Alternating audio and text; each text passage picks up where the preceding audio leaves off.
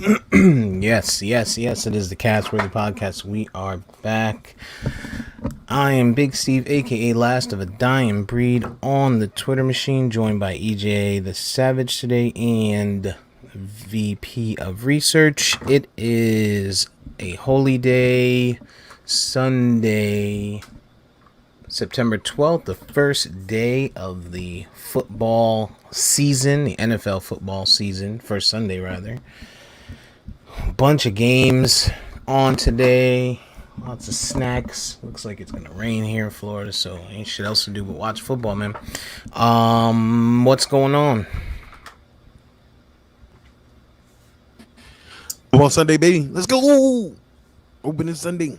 Your team already played, but our teams are Cowboys playing played today. Thursday. Upset about the ending there. We'll make sure to get into that and Oh God. picks and such. VP, I meant to ask you last time, but I figured I'd let it simmer a little bit. How's the big 4-0, man? What's the 40 feel like? Uh, I mean, it pretty much feels the same, man. I don't Body feel no aches, different, but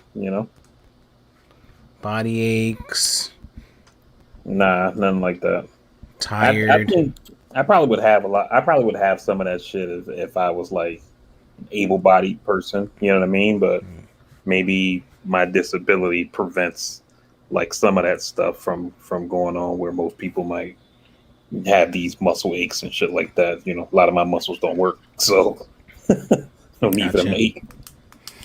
Gotcha. So the big 4-0, man. How do you feel about 40? Like when I think of the way I've been thinking of life for the last 4 years, and probably do a huge look at things when I get closer to 40 this year, is I just look at for the amount of time being on this earth, um, what have I accomplished? Do I feel like I've accomplished enough? Do I feel like I've set my family up in case of something catastrophic tomorrow? Like, you feel like at 40. I mean, I know you're doing better than a lot of motherfuckers from Miami because of where we all come from. But how do you feel about that? Do you feel good at 40? I mean, there's still a lot of work to do, but like, Um, I mean, in some areas, I feel like it's been a it's been a good ride. What I mean, there's other areas that I wish I had done more. And I guess what I mean by that is like like we talk on here and offline about like things that I'm doing like with my finances and things like that. But this stuff is like the last 2 to 3 years. You know what I mean? And had I been making these kinds of moves like in my 20s, mm, 40 would look a lot different, you know. So it's a bit of regret, but at the same time realizing 40 is still relatively young. So there's mm, time to still, take those actions and try to make those things happen to be able to, do more and provide more and potentially leave more for my family should something like you said catastrophic happen. indeed, indeed. Life is a collection of our experiences, right? I think I think at the end of the day, like we're the last generation of throw shit on the wall, figure it out. Like while our parents might have known a lot of things, we still was that generation where kids were seen and not heard, and shit was not explained to us in depth. While our parents might have had different financial resources or different things, we probably didn't learn about it until we had bad spending habits and we were old and it was too late. As opposed to us being able to teach our youth now, things we didn't know. So I mean, at our age, I think we kind of that generation where we got to realize like it's truly no longer about us at this point. Like, us being super rich and doing all these different things is not the goal anymore. And I'm not, has nothing to do what kind of tying with it. And I think the gift that the most important thing that you're gonna do is the type of man that you're gonna leave to be your son whenever that point is. And the jewels and the gems, those things, money can't buy. You know what I mean? And you're doing that. You know what I'm saying? So at 40, man, while there's some things you probably wanted to do, you're doing a hell of a lot now, and you can't put a price tag on it. And the best thing is, the generation after us, is going to be much better, much smarter. So, the only thing we got to do at this point is continue to get old, you know. So, salute to you, guy. Appreciate it. Yeah, man. I think that's well said. Generational change is crazy where we're at right now. These kids nowadays, I mean, with the internet, access to everything, things are just completely different from when we were younger. So yeah, man. But yeah, I mean, you've done a lot of good things in life, including serving in the military. You were in Afghanistan, right? Iraq. Or Iraq, rather. I'm sorry. It's all the You go, same. you a whole nother deployment. Sa- sandy and loud. Um, Wow. so you served the country. Um, so yeah, man. But yeah, I guess, man. I'm just it's 40s coming, man. So I just been doing a lot of thinking. Like let me pull this dude's ear real quick and see how he's feeling about it. Not for nothing, Yeah. man. I done seen a lot of stuff and people go younger than me, my age, and just I mean, I think too many in a short span of time for me and most other people. But I just realized, man, it's just like the best thing at this point, especially having children. A lot of people are up there in that age and beyond that don't have a legacy of children. And not to shit on the rich aunties or rich uncles or whatever. But there comes a certain point in your life where it's like, yo, I really don't have anybody to carry on for me, and that's really gonna mourn and weep for me. And it's difficult because yeah, you can have nephews and aunts, but it's not the same. You know what I'm saying?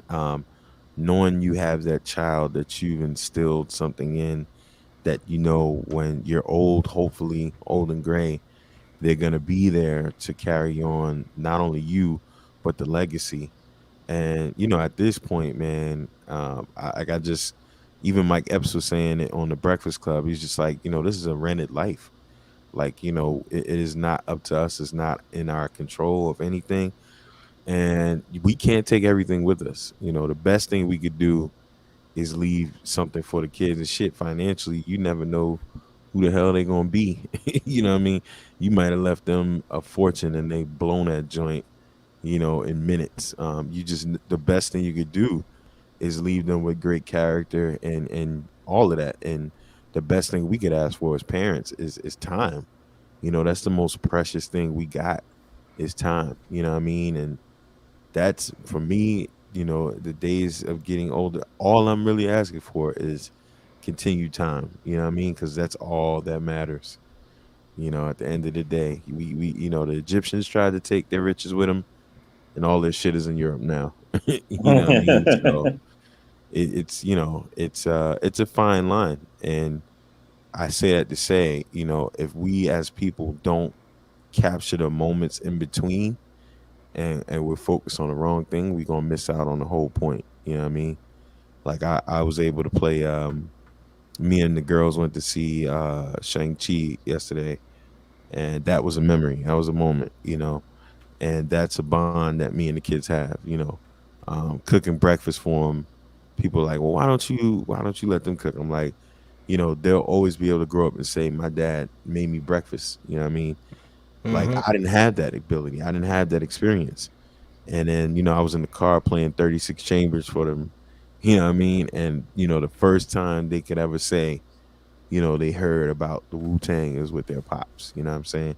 So those are the things that while people are like rise and grind and grand rising and all of this shit, yeah, you got to work, but it's the memories, man, and the time that you have that mean everything.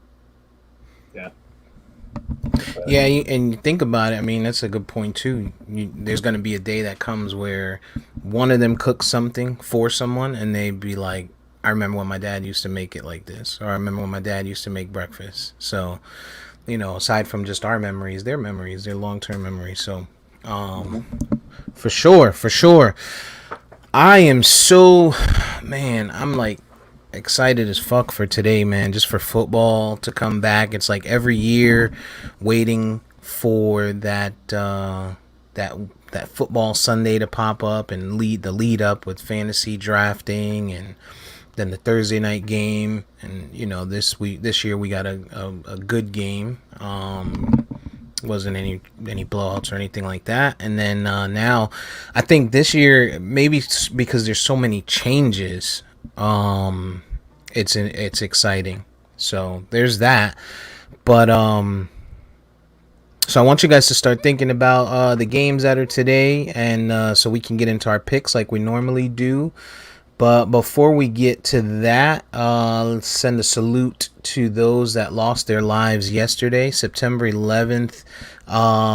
Marked 20 20 years ago. years Hmm. since since the 9/11 attack on America, on American soil, something like never seen before. And you know, rest in peace to your mom, VP. I know yesterday 9/11 is always a hard day for you too, so Appreciate it. send that out to you as well. But yeah, man, the men and women that lost their lives or gave their time in New York when the towers were hit 20 years ago, man. Definitely heroes, strong people. It was a whole different time back then, man. What's your guys' memories of 9/11? Man, for me, I probably experienced 9/11. Well, not probably. I experienced 9/11, a lot differently probably than, you know, the majority of the country. One, given that I was in the military, and two, it's the same day that my mom died. She wasn't, in the towers or New York or anything like that, but she passed on that same morning. So I remember it was a Tuesday, and I was at work that day. We didn't have PT that morning, so we normally start at 7:30, depending on what our platoon sergeant would say. And so we were at work, and somebody called down from our headquarters, from our unit headquarters, and was like, "Yo, a plane crashed into the World Trade Center," and we're like, "What?"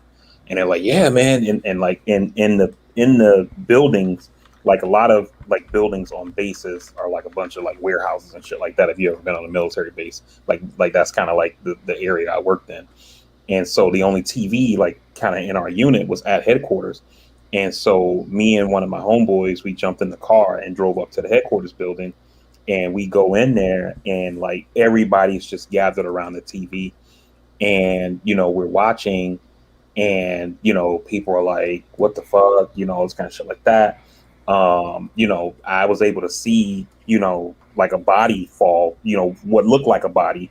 At the time, we learned later that there were people actually jumping out, and we're watching TV for however long, and then next thing you know, boom, the second plane hits, and we're like, holy shit. And we were thinking like, a second plane hit, this shit can't be like a coincidence, like something's going on, you know um at that point, I guess like orders are being shouted into telephones somewhere, and people come into that room where we're watching TV, like, "Yo, get back to your shop," like that's what we call like wherever you work, like your shop, like get back to your shop or whatever, and so we all go back to wherever we work, and then that's when we learn like the basis. We had went into threat con delta, so threat condition delta, like our highest like alert status or whatever, and we start doing shit like all over base, and that's basically like how the rest of my day is going until like around 3 o'clock in the afternoon. And then, one of my sergeants comes to me and tells me, like, yo, the lieutenant needs to see you. And I'm like, for what? And he's like, just get your ass over there or whatever. And I'm like, all right. And so I go see the lieutenant, and when I get in there, that's when they let me know that they had just got the message from the Red Cross, because that's how you send like messages to military folks back then. Like, I mean, obviously we got cell phones now, so you can just call somebody. But for like alerts and stuff like that, your family would notify the Red Cross. The Red Cross would confirm the passing, and then they pass it on to the military, and then it comes down through your chain of command. And so the lieutenant had let me know at that point, like, hey, we got word from the Red Cross. Your mom passed this morning. And then, like, the rest of 9/11 for me is kind of like, a blur at that point. You know what I mean? Like, I remember watching the news. I remember watching George Bush address the nation. I don't really know what he said. I don't really remember like any of that kind of stuff.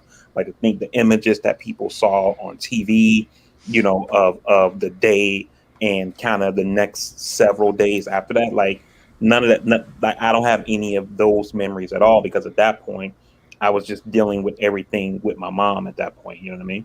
But that's kind of how it went for me 20 years ago. EJ, you were a lot closer than both of us. I was in Connecticut at the time. You were in New York specifically. Yeah. Um, yeah. I mean, uh, I was in high school, and um, it was kind of like a normal day.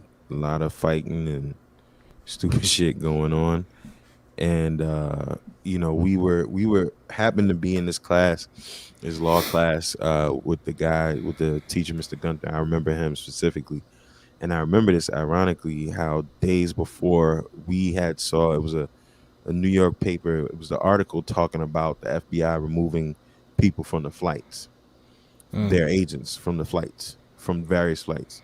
And Mr. Gunther's where I kind of got that conspiracy theory from, because this dude, he started talking about it like days before.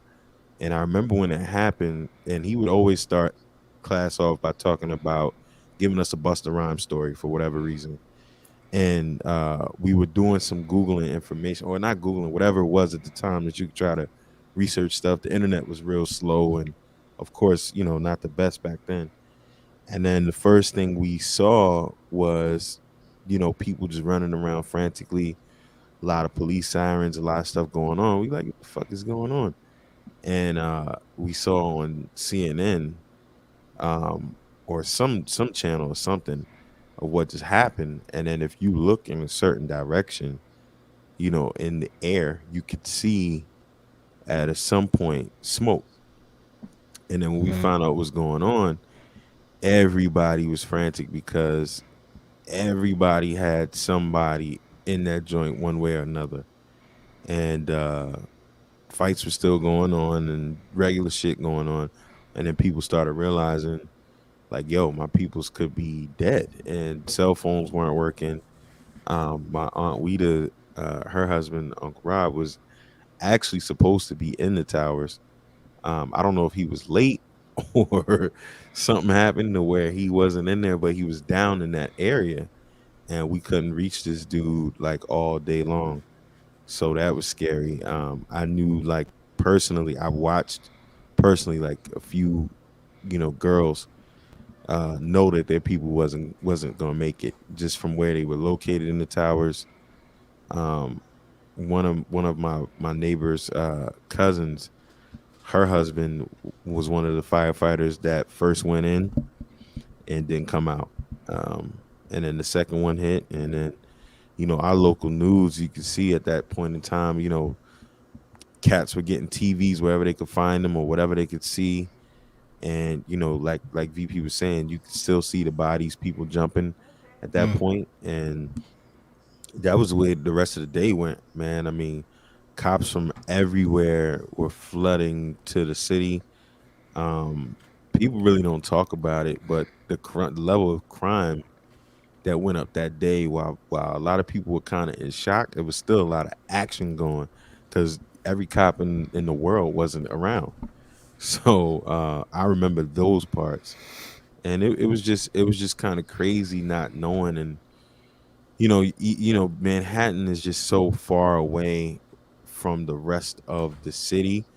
You kind of feel like while it's there, it's still not real, you know. And it wasn't until like a day or two or more later when I went down to downtown Brooklyn, which is literally across the water from there, and one of the closest places you can go to kind of see my grandmother, to where I still saw and felt the effects. I mean, you can still see the smoke from miles away, days away, but just seeing how crazy and hectic everything still was at that point was kind of, you know, something you never forget. And you know, the brevity of it didn't really hit you until, you know, people really started finding out who was gone and who wasn't. And it is just crazy, man. Yeah, I mean, 20 years ago, life was so different, right? I mean, I think for clarity, what people don't always remember is, 20 years ago, to your point, EJ, internet was slower. We didn't have video of everything at all time. There was no going live on social media. There was no FaceTiming. Texting and cell phones were fairly new, if they're, at all, for the most part. Not very, I mean, they were there, but they weren't as common, and texting was like not even a thing, Right. and so I think people forget that. And I think these, the generation that watches these videos and stuff are like, well, why did, man, I would have, if I was in that situation, I would have called my son or my mom, or I would have FaceTime my kids or whatever the fuck it is. And no, that's not how that was. It You wasn't an kissed your option. kids, you kissed your wife, your husband goodbye in the morning, and you didn't see them again until the afternoon, or maybe you spoke to them over the phone when you got home from school, like I talked to, people talk to their parents or whatever. So it wasn't like it is now, with constant contact. So I think that's a big piece for people to understand, and explain to those who watch this, and how the impact was for those who lost people. Cops couldn't text and be like, yeah, I'm over here helping out, I'm stuck on this side. Like, it's not how shit worked back then. I was home. And it's funny when you talk about how people come together, because 20 years ago VP was in the military. 20, and we're close in age, right? Months apart. 20 years ago, 19 years old, I was pretty much, not like I wasn't responsible. I was sleeping late. Like, I slept through the time. Like, I wasn't up. Like, you were probably up and awake, and physical therapy and shit like that. And, or not physical therapy, Training. yeah, physical training rather. Right. you know didn't have it that day. But on the regular, right, the regular for me was out till 3-4 in the morning, sleep till 11, 12, wake up, you know We maybe can eat bake. some, yeah, wake and bake, get some breakfast, head out, pick up a bottle of E&J, sit on a porch for a while, find where we're going for that night, do it all again the next day. you know like, that's what it was back then. So I was asleep, and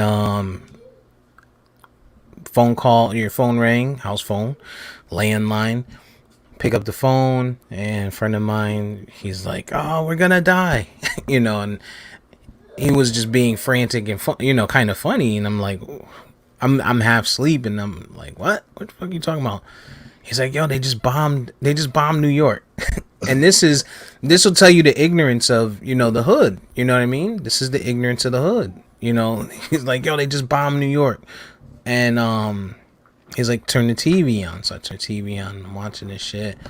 And this is literally the thought pattern of people that, you know, it was crazy. It was crazy, right? I'm 19. Here I am, 19 years old, and people that I hang out with and shit. Some of them were a little bit younger. One or two of them were in school. They're like, "Hey, could you come scoop us up? Like, I'm scared and yada yada yada." Right? All right, fuck it, let's go. And then just sat there and went to my friend's house that actually called and said that we were gonna die. We sat and watched the video and the news all day, and the news wasn't a thing for us back then. We were knuckleheads. We were 19 years old, smoking, drinking, trying to find out what the next night was gonna be, really.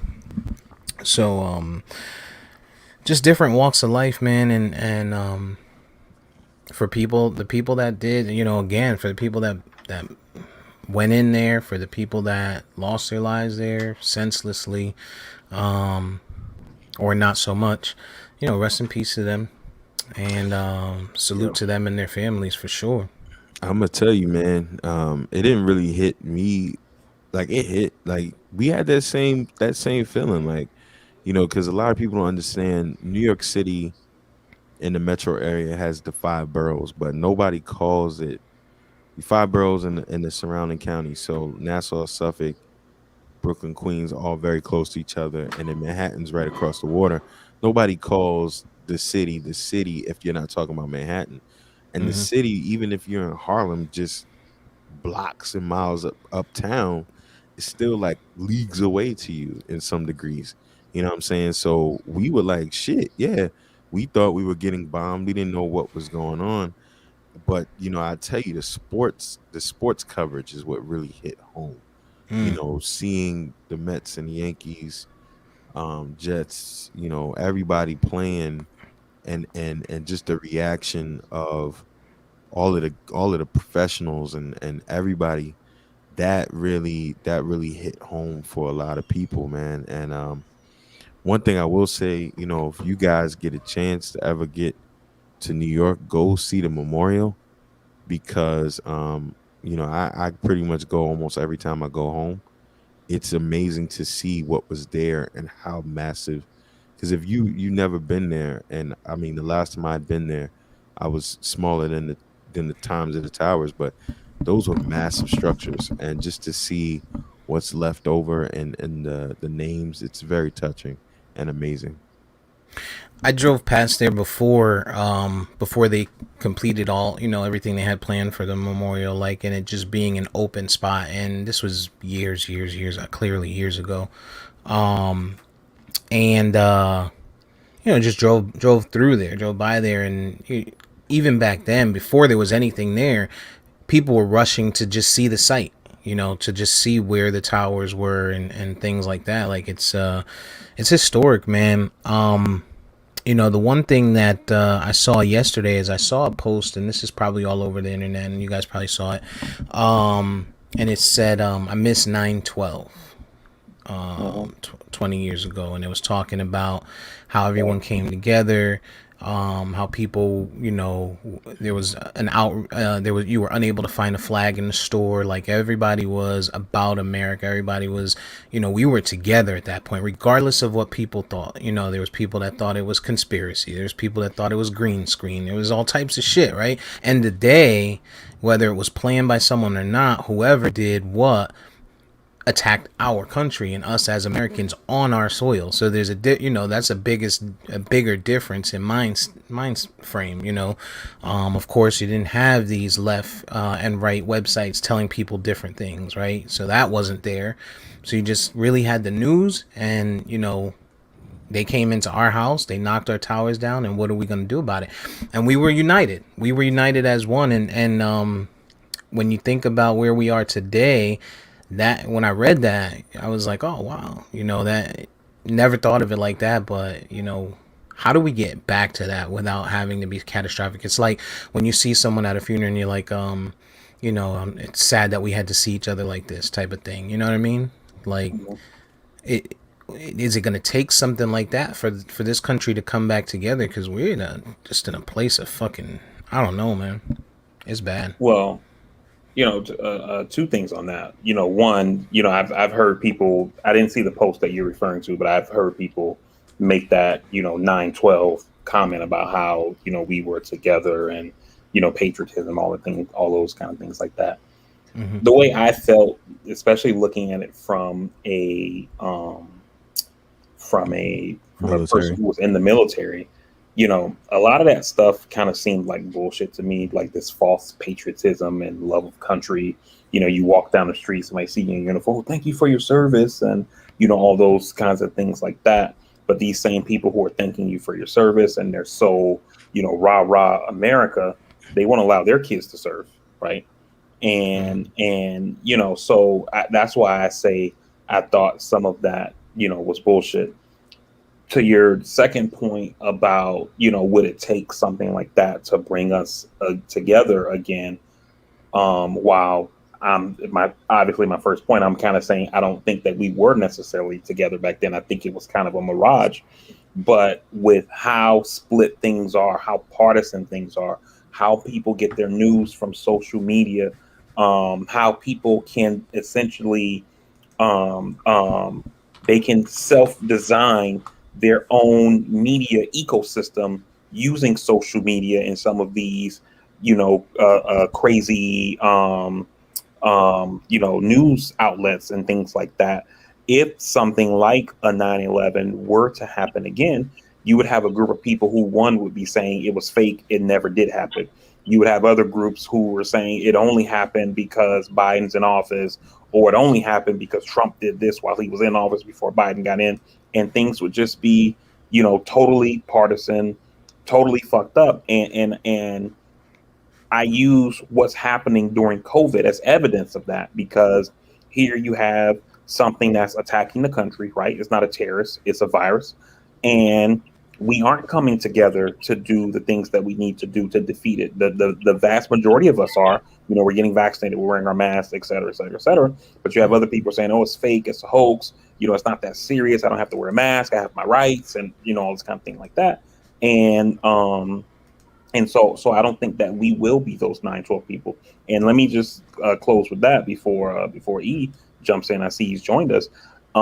Is that also a lot of that America first patriotism, rah rah rah kind of attitude after 9/11 led to a lot of the fucked up things that you've seen happen, that's kind of a stain on our country and our ideals. Where you had the xenophobia and the anti Islamic behavior and the Islamophobia, and Abu Ghraib, when they were fucking over those prisoners who we captured in Iraq and in Afghanistan, and Muslims getting beat up in the streets and things like that. A lot of that America first, we got attacked, we shit, is what led to a lot of those things that we've seen happen in this country. And I think that shit has to be accounted for as well. So let me just take a sec to welcome E, because we haven't had him on with us in a while. So good to see you, man. The bookkeeper for our group, our accountant who doesn't do taxes, gonna put us all in jail. Exactly. Yep. Just to catch you up, E, we haven't done anything we haven't done anything sports wise as yet. Not that you would have any good takes on that, but we're kind of just remembering, kind of remembering 9/11, and you were you still 20 years ago? Rightfully Were you so. still up in Jersey. Pennsylvania, or Jersey rather?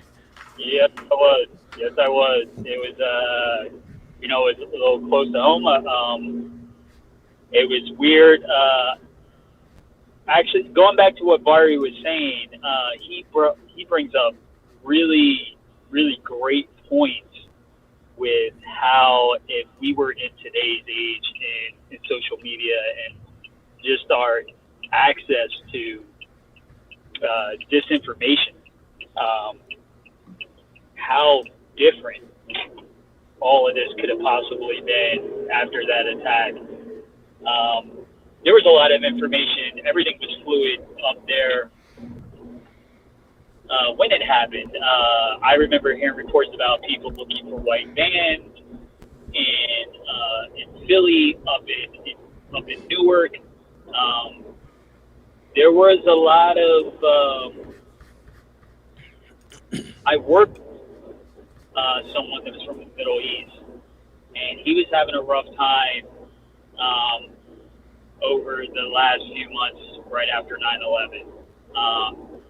He was kind of getting, he was just expressing to me that he was getting kind of just like off looks at the same places that he went to day in and day out. He never said that he like directly got harassed, but he told me that he was definitely getting the feeling that people were on edge around him. Mm. We had that to deal with. I remember I got married in October. I remember leaving the airport, October 8th, so not too far. And I remember the armed guards, German shepherds in the airport, Philadelphia airport. It was crazy, man. Everything was wild back then. And that was right around the time when the full circle. That was around the time when the first COVID came out, right? SARS 1 was right around that time too. It's It's interesting you mentioned that because we talk about Americans, but we don't talk about how I remember, because again, living up there, you guys lived up there, bodegas, right? Um, the Habibi spots, Habib with the IDs and whatever you're looking for, right? And Yeah. how they were treated, how they were mistreated, how everybody was classified as a terrorist, and that's a big piece to kind of revisit and Yeah, remember. it's could you imagine if the amount of disinformation that's going on now was happening then? I mean, people were like, if you were from Middle Eastern descent, looked like it, represented your culture, represented a Muslim faith, you were harassed, man. And I can't imagine there was just stories going around back then. Could you imagine the story if they had the same technology, the same access to social media, if it was as big as it is now back then? There would have been life loss, a lot more life loss back then after the attack, just because people, Internment camps. you know what I mean? It's there's a lot of pieces of you know what, I've not been on for a while, so I'm not as polished as you guys. I don't want to I apologize to the audience. I'm just speaking to you guys, and it's game day, so I'm already a few in already, and I'm driving. As I'm driving, oh my god, Oh my god. these are the views and actions of E only. This is not endorsed by the Casworthy podcast. EAK want to Yeah, see put a out your dead body. disclaimer. Put out your disclaimer, yo. But nah, but to Eric's point though. For next Pick weekend. me up, B. But yeah, but to E's point though, like think about I don't know if you guys remember Comet Pizza, right? That was that pizzeria that's in DC where there was a conspiracy theory going around on social media that Hillary Clinton and her campaign manager, this guy named John Podesta, worked in the Clinton White House, worked for Obama in the White House, that they were running a child sex ring out of the basement of this pizzeria in DC. And some guy, in thinking he's protecting these children, drove from I think it was Indiana, and like went ham in there, waving his gun around and shit like that. You know what I mean? And that wasn't one of the only incidents. There was another one like that, and I actually and this guy, that did it. Right, and the guy I'm talking about, he actually let out shots. I remember that. So imagine how on alert and people were, and all of this anti-Muslim shit that was going on. But couple that with Facebook and Twitter and just how fast disinformation spreads, you know what I mean? And you could have, people who and people did get hurt. So I'm not trying to say they didn't, but you could have had a lot more violence in this country because of how susceptible people are to believe disinformation. Yeah, man. Right. And to my earlier point about the events for that day for me, nothing stopped where I was at for maybe 2 hours. People still active, still shooting, still doing things. And, the parallels of the neighborhoods never changed. You know what I mean? Like, white folks in sports were saying that America's shit, but the very next day we were back to being black people in the New York metro area. So, to your point, it felt good. And I think we saw that again on TV with the sports, because sports brings us together overall. But outside of that facade, we living our normal lives. We don't see that kind of shit, regardless. You know what I mean? Like, we don't Hmm. Yeah. Right. genuinely. Did you see the? So we had, what did we just have? We had the Yankees Mets game, right? Subway So series up. and that, yeah, I think that game was intentional yesterday Yep. because there was a lot of that was in the heart of it, and back then it was Mike Piazza. I think Yeah, got the home run game winner. out, and that was like kind of the first time that New York cheered for something, right? It was basically everybody was on the freaking edge. Like nobody, it was weird. But I think it was Vari's point that said we did come together, right? There was. You got to think about this. Bush's Yeah. Um, Yeah, we lost you there, E. Uh, but yeah, man. So, I mean, I guess the biggest piece that you guys are getting at, and it's huge. I just want to read this out real quick, and I know it's, Vari kind of threw this theory in the mud and just stomped all over it. Um, but let me show you what this actually said, just for context. It says, I miss 9/12. I never ever want another 9/11, but I miss the America of 9/12. Stores ran out of flags to sell because they were being flown everywhere. People were Americans before they were upper or lower class, Jewish or Christian, Republican or Democrat. That does leave out Muslim, though. We hugged people without caring if they ate at Chick-fil-A or wore Nikes. That part I think we could have done without it. On 9/12, what mattered more was what united U.S. than what divided us. So that was the piece that I saw yesterday, and on the surface sounds great. But as you dissect it and you kind of think about it, I think you guys have some great points there that you've made. But there is an underlying message there still. 20 years later, we are, I mean, today more divided. And I think even just these last 5 years, realistically, let's be completely honest and call a spade a fucking spade, man. It's the last 5 years that we've kind of gotten to this place. Because even though people hated or loved extremely, Obama and the things that he did and things like that. The change of, leadership to Obama was fine. From Obama to Trump was even okay. I mean, we were frustrated. We were pissed off. We didn't accept it, but we also let it go, fairly quickly and didn't, although we said he wasn't our president, me included, we didn't, we weren't calling Hillary Clinton the president, right? We weren't saying, oh well, she's the one that she really won, or anything like that. So the last 5 years I think has just put us in a place that's terrible. And the information age, or what people call information, they can't tell the difference between true information and made up bullshit.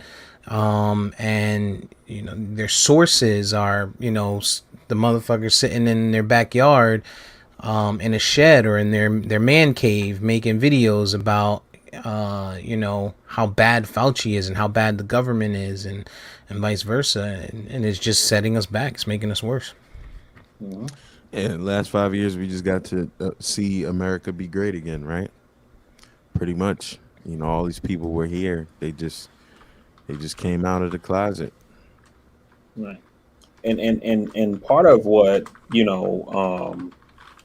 I would go back further, Steve, than 5 years. I would say, maybe 12 years ago or so.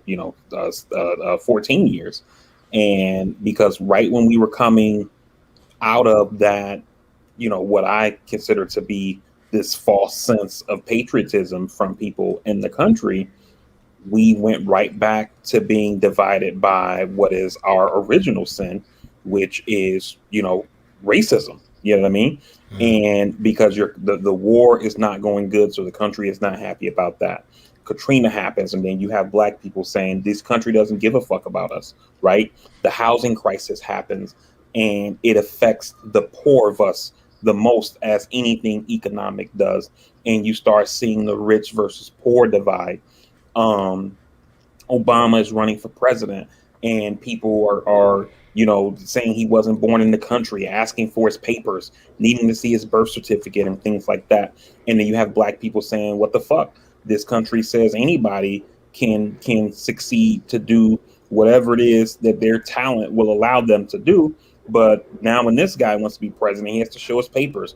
He gives his wife a fist bump, and people are talking about this. That's some kind of terrorist signal and shit like that. You know what I mean? And so, that all those things that I just mentioned is kind of why I said I felt like that sense of patriotism that we had at the time was just a mirage. You know what I mean? It was people, wanting to feel good about the country, without actually doing any actual work. You know what I mean? And so, you know, it's just like, when you talk to people about racism, this is probably something that EJ will definitely fill me on. People will say things like, "Oh, well, black people got the right to vote. We had a black president. Racism solved." And then I go on my social media and I see some black kid getting the shit kicked out of him by the cops. Because he had the audacity to leave his home while he was black at the same time. And so, these are the things why I say I think all of that stuff was just it was just a bunch of a posturing at the time, basically. Not to mention 2 years before that, the New York City Police Department fired 41 bullets, killing not Lima. Lima was the one that was attacked. I was just thinking of him. I know who you're talking about. guy, I can't recall his name though. Ghanaian immigrant, Amadou Diallo. Yeah. 41 bullets. Just 2 years prior to this, happening. So you got to remember, New York City, damn sure, as black people, we damn sure wasn't feeling that shit. You know what I mean? Like, just 2 years before that, y'all tried to do 41 times for trying to get in his apartment. Yeah, man. All that to say, respect and rest in peace to those that gave their all back then. The one thing that's nice is annually, regardless of where we are, it's recognized. 9/11 is recognized, and I love that. I love to see that. It's not something that's been forgotten. So that's a positive for sure. Right. I agree with you, Steve. I'm not trying to take away from the positive, but I'm just Yeah. trying to put perspective on it or whatever, but like I'll just say this one last thing. I think, to your point, young people don't really realize how much things have changed. There was no social media back then. Texting, I don't think was a thing yet, or if it was, I remember we had to pay for it per text message with your cell carrier. There was no TSA. We didn't have to take our shoes off to go through airport screening. You know what I mean? There was no Department of Homeland Security. All of these things that are just common Regular. now. I got to get to the airport 3 hours before my flight because I got to go to security. I got to take my shoes off. I got to do this. I got to do that, or whatever. Those things didn't exist on September 10th. And now they're just common in our lives now.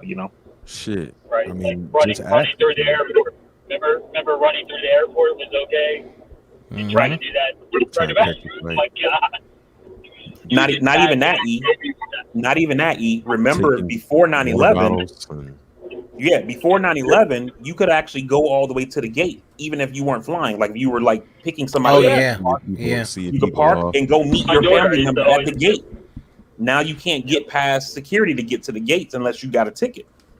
The other Yeah, that's crazy what it part got. about it is they're not even they weren't even teaching this shit in schools.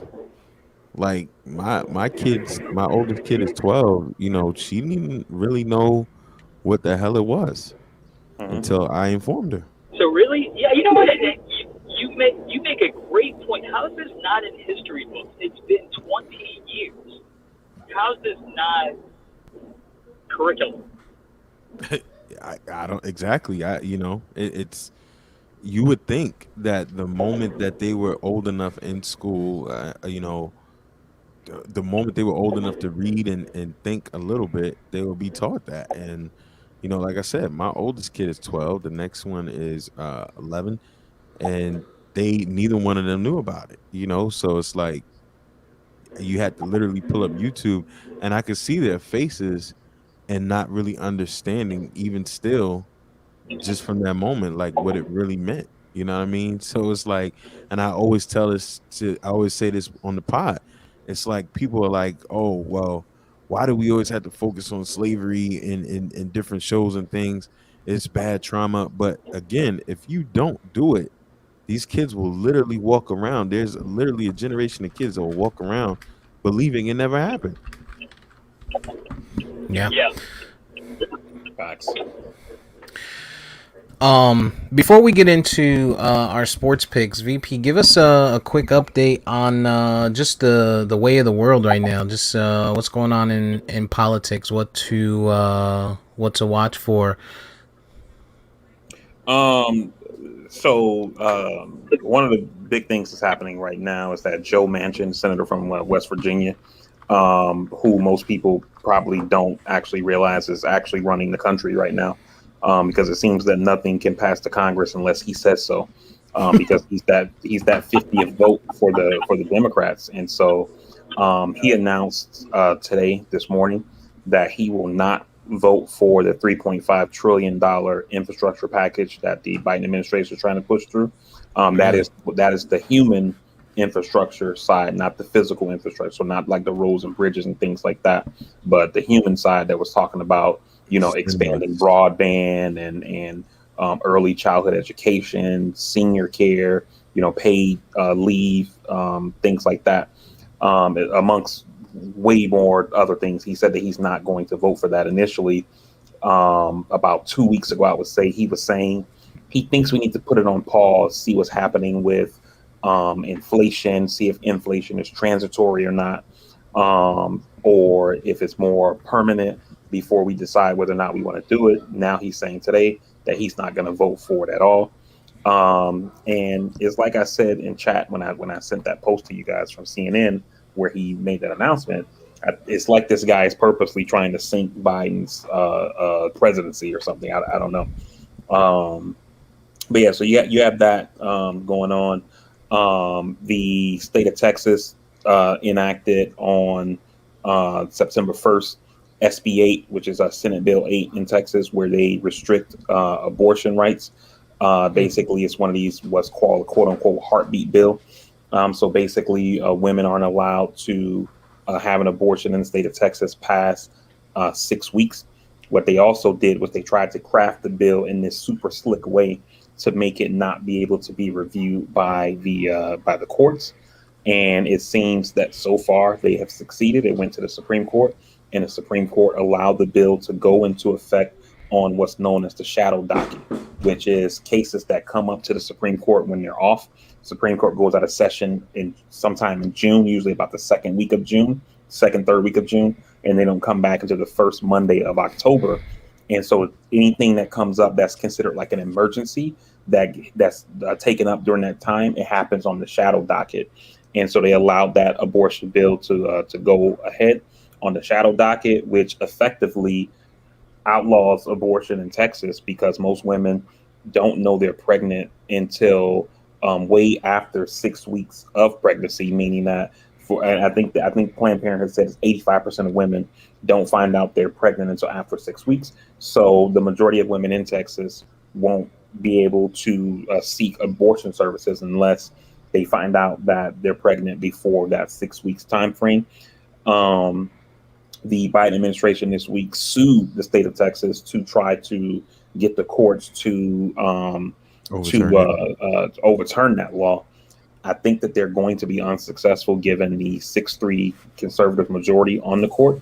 Even if they are successful, there's another case called Dobbs that's actually working its way through the courts now. That's going to be going to the Supreme Court next session out of Mississippi, which is another abortion ban.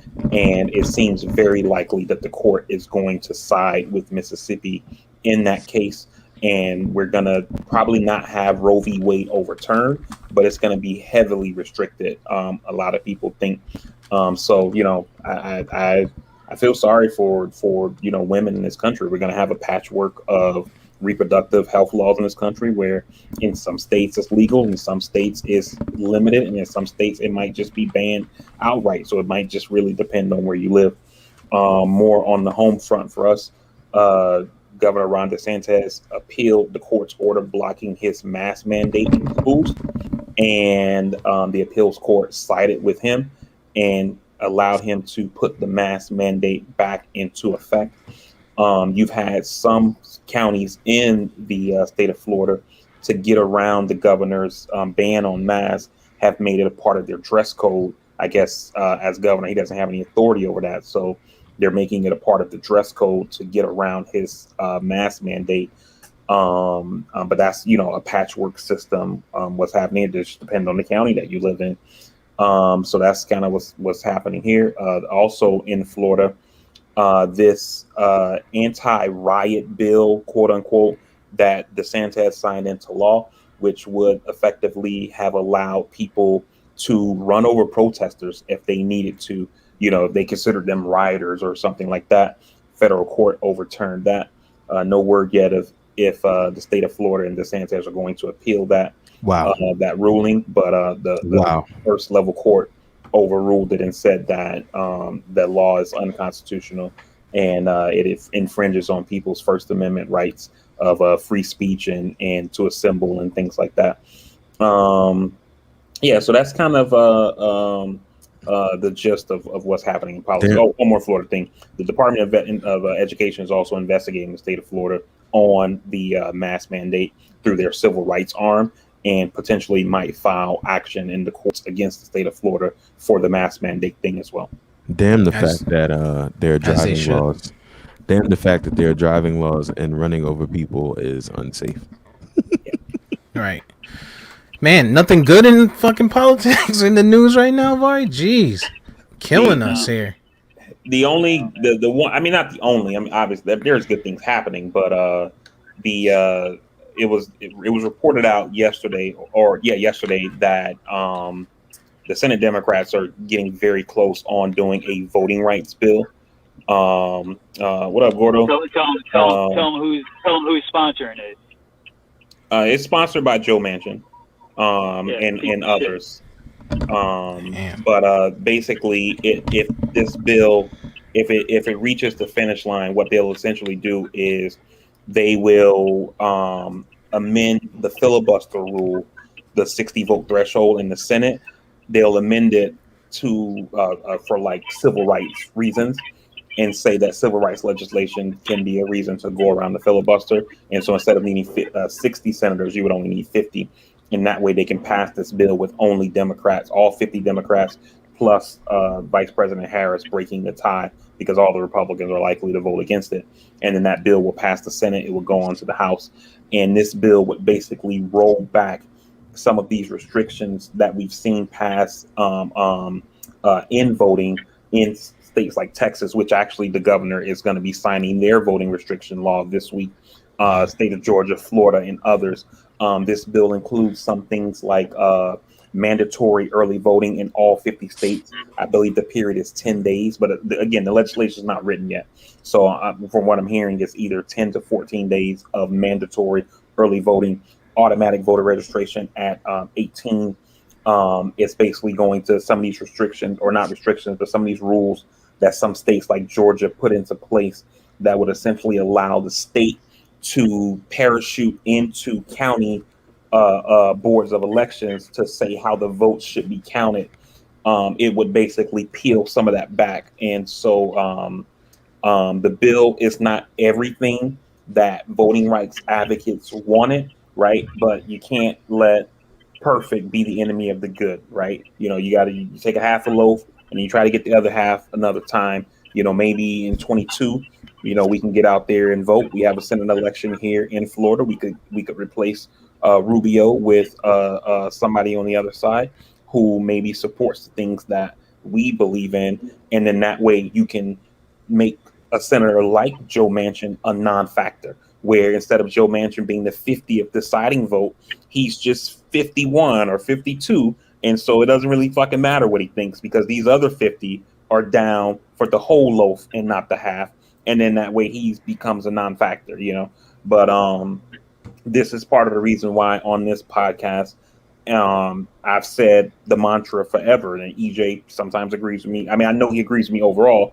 Sometimes he pushes back from a different angle, and that's fine too. But it's why I always talk about elections matter. Elections have consequences, and when you don't vote, this is the kind of shit that you get, where you get these watered down pieces of legislation that do some good, but don't do as much good as they could do if they didn't get the teeth taken out of them.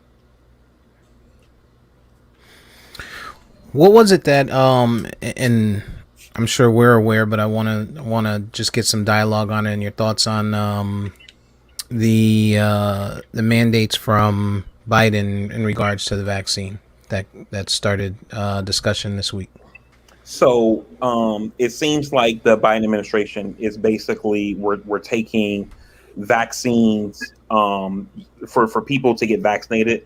They were using more of the carrot approach, and it seems like Biden has got to the point to where he's ready to use the stick now. And it's about fucking time. So basically, Biden signed an executive order that is going to mandate that all federal workers be vaccinated. Of course, it'll have the exemptions for health reasons, religious and shit like that. Although I don't understand what religious reason there would be for not being vaccinated, right? But with that said, he signed an executive order that will mandate that all federal employees be vaccinated. The second thing he did, and what I feel is actually more important, is because, I mean, the federal government is a total of about 3 million employees, right? And a lot of them are probably already vaccinated to begin with, right? So this will just get the rest over the hump. So, but the second thing that he did, which I think is more important, is that Biden directed the Secretary of Labor to direct the administrator of OSHA, right? And so OSHA is the Occupational Safe and Health Administration. They basically write rules and regulations for safety in like workplaces, right? So Biden is essentially directing them to put out a rule that says any employer that has 100 or more employees, they must be vaccinated. This includes private businesses and all federal contractors as well. And so that rule will actually have it will actually touch more people, because whereas Biden signed the one executive order saying federal employees, like I said, federal government employs about 3 million people. There's something like 70-something% of Americans that are vaccinated with at least one shot. So you would assume that those numbers are about the same on the federal employee side, right? So his order will get, let's call it 1 million people over the hump, right? But that helps when you do OSHA, you're talking about like 80% of the country. That helps in the health field a lot as well, because CMS and Medicaid and Medicare, Medicaid rather specifically, and facilities funded with federal funding, that's going to impact your people getting funds from nursing homes, assisted livings, all of those areas, where a lot of healthcare specialists are, and working with, the vulnerable populations. So that's pretty damn good. And a lot of people, including myself, felt like they should have taken this step earlier. Some folks would push back and say, well, they couldn't because, it wasn't fully approved by the FDA. Now that they got full approval, they can go from carrot to stick. But, I'm like, 6 months ago, it was 100 million people that already got these vaccines. These vaccines are safe, and so they should Mm. have started pushing it back then instead of letting this anti-vax movement grow and become more powerful. They should have taken this step back then, and for the people who will say, oh, my freedoms, my rights, and the founding fathers will be rolling over in their grave. You know what happened during the Revolutionary War? George Washington was losing troops daily because they were dying of fucking of what's the joint, the one you got to get like you go overseas, the shot. Not malaria. Scurvy. No, not malaria. What'd you say, E? He said scurvy. Scurvy. No, it wasn't scurvy. Smallpox. Smallpox. They were dying of fucking smallpox. And you know what Smallpox. fucking George Washington did? He mandated all his troops get fucking vaccinated against smallpox. So there you go. Founding fathers aren't rolling over. The founding father, the number one guy, mandated vaccine. So miss me with the bullshit. He ain't my father. We ain't got the same hair. Or teeth for that matter. Or yeah, that too. A lot of his last name is Washington. Yeah. Any update on this student loan business? Nope. Come on, I guy. knew you were going there. Come on, guy. Yo, you still.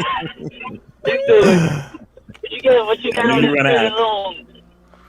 Hey, But, one thing. Man, they might as well just pull Warren's the still trigger, pushing. man. Warren's Pull still the pushing. trigger. One thing I did notice is I've noticed, now that school is in session up north in California, at least this is something that I talked to some of my real estate friends, that houses here down in Florida are staying on the market a little bit longer, even though, because these out of state cash buys and stuff like that are kind of taking a pause because school is in session, right? To pick up and move their kids is a challenge and all of that stuff. So, so market change there, in addition to, of course, the stoppage of additional benefits from unemployment is going to cause people to make some challenging decisions. Am I going back to work? Am I going to sell? Am I going to have to change my life, my spending? Which is going to, of course, impact the economy. And then, also the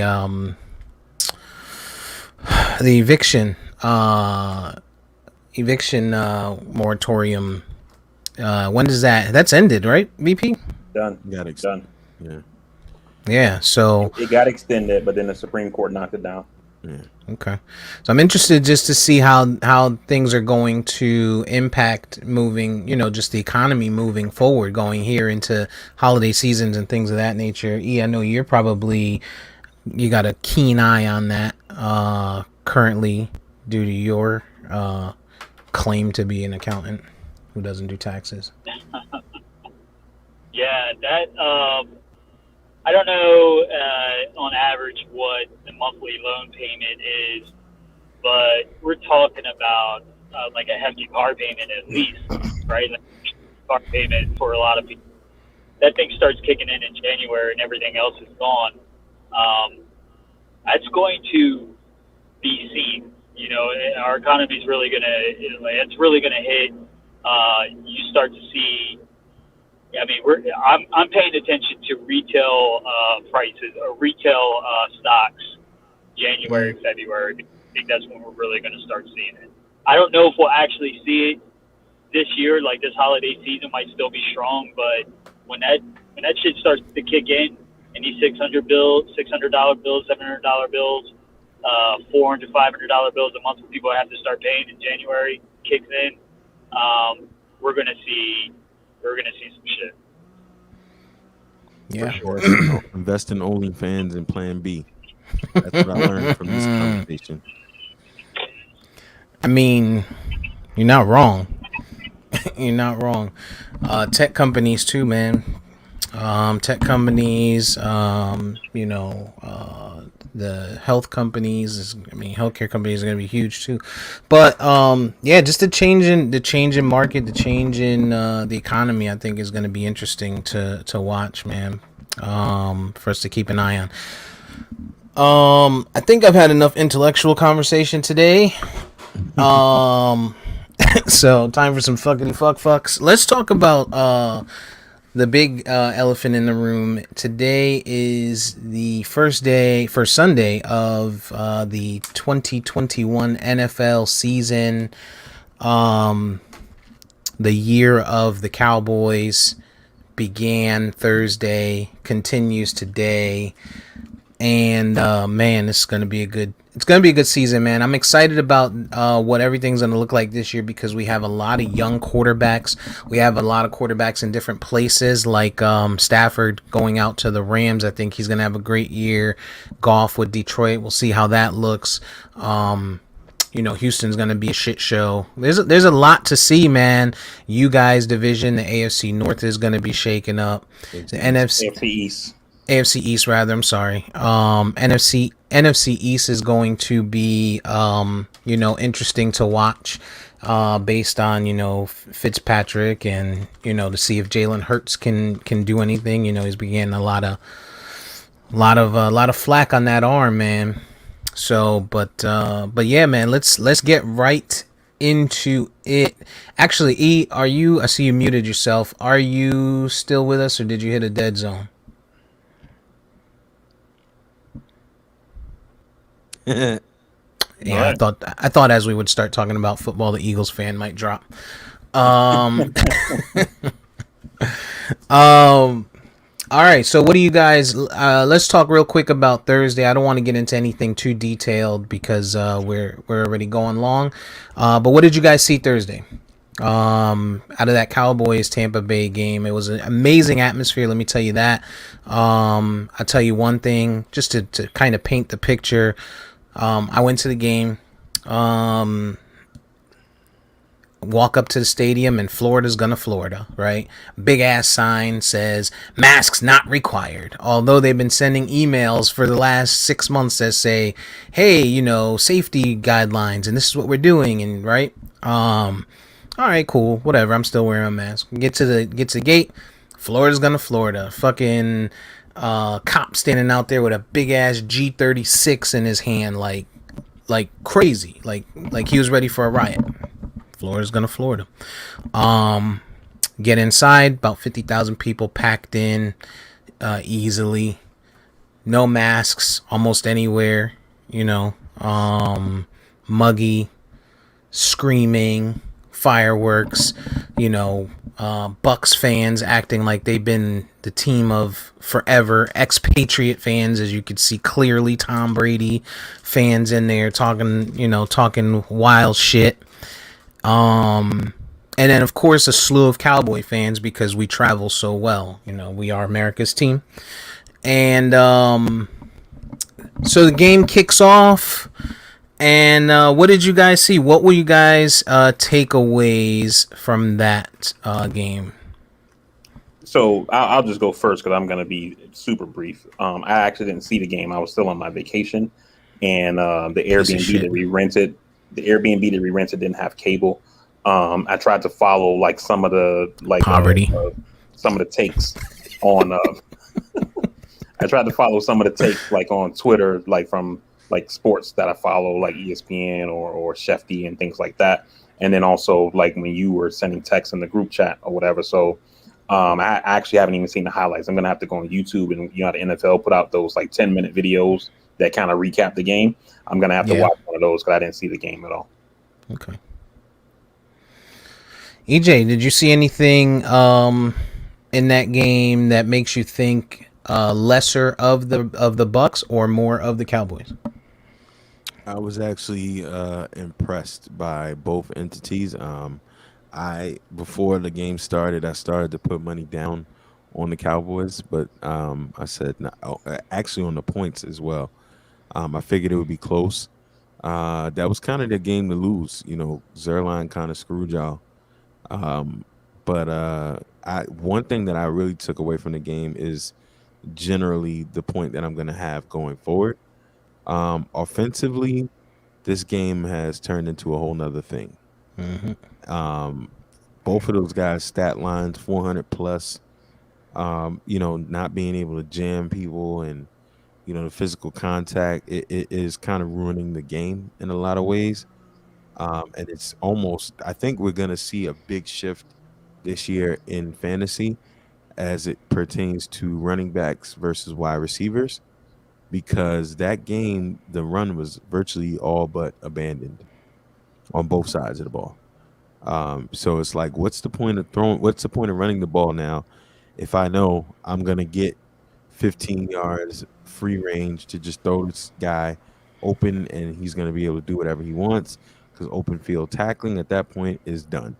Um, so yeah, that's the biggest thing that I took away, and I'm interested to see how that happens as the college game still remains to be smash mouth, run heavy football. But that game was pretty nasty to me as a former defensive player. Just looking at it was kind of pissing me off. So, but overall, Dak, glad to see him back. Hell of a game. Your take on the two quarterbacks in that game being a rival of one, actually a rival of both, really, because you support a shitty franchise. Um, Anything you saw Thursday? Nope. Good. I know you're traveling, so when you get to a better area, we'll catch up with you. I'm going to tell you guys real quick. I want to keep it sort of brief. For me, I think the Cowboys looked great on the surface. Their offense looked great, but I also do think the Bucks defense looked like shit. Their pass rush looked good. Zeke did a great job blocking. He didn't they didn't run the ball much because, of course, that defensive front for Tampa is just tough. That's a tough team to run on. And Tony Pollard did okay going outside. Zeke tried to go outside and did okay on one of the rushes, but that inside run's not there. And they're just too smart of a team from a defensive standpoint for you to continue to try to run options and stuff like that. So I think that's why the run might have been abandoned a bit. Dak looked healthy. I like seeing that. Tom Brady made some mistakes. He missed some throws. He still looked like a field general. I mean, a guy in his 40s looked good. But I don't know if the Bucks, as people were still saying that they're the favorite, I don't know that they're still the favorite. Mike Evans wasn't there. He didn't show up. Our secondary's not good. The Cowboys secondary is not good. So for Mike Evans to not be able to get off, and I think he only had 2 or 3 catches. Godwin 8, Antonio Brown 8, and then of course we have young linebackers. For the most part, we have a young linebacker that they went after in Micah Parsons, who looked great on Hard Knocks, looked great in preseason. But when you get up against a Gronk and a Brady, you get to see how they can, exploit him. And he got exploited. So I think that was a big piece there. But overall, I'm excited to see what the Cowboys are going to look like. Fuck the rest, because they cheated us again in week 1 as usual. That's a norm. Had to let Tom Brady win. And yeah, man. But either way, I think it was a great game, great atmosphere. Eric doesn't even know anything about football. Can you hear me now? Eric, Can you hear me? which of the two quarterbacks? You can hear me. All right. Yeah. Which of the 2 quarterbacks that played Thursday would you rather have on your team? Coming off of that injury. Shut up. And all right. So which would I rather have? I'm not going to answer that question. Neither.